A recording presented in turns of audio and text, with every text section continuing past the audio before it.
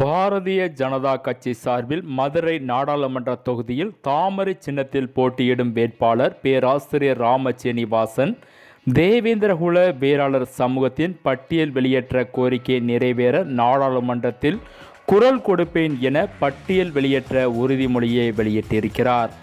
அதன்படி தேவேந்திரகுல வேளாளர் சமூகத்தின் பட்டியல் வெளியேற்ற கோரிக்கை வலுவடைந்து வருவதால் இது சமூக நீதி பற்றி ஒரு புதிய புரிதலை இந்திய அரசியல் களத்தில் உருவாக்கின்ற காரணத்தால் அக்கோரிக்கை நியாயம் என்று நான் கருதுகிறேன். நான் மதுரை பாராளுமன்ற உறுப்பினராக தேர்ந்தெடுக்கப்பட்டு டெல்லிக்கு செல்லும் பொழுது பட்டியல் வெளியேற்ற கோரிக்கை முழு மனதுடன் பாடுபடுவேன் என பேராசிரியர் ராமசீனிவாசன் உறுதியளித்துள்ளார்.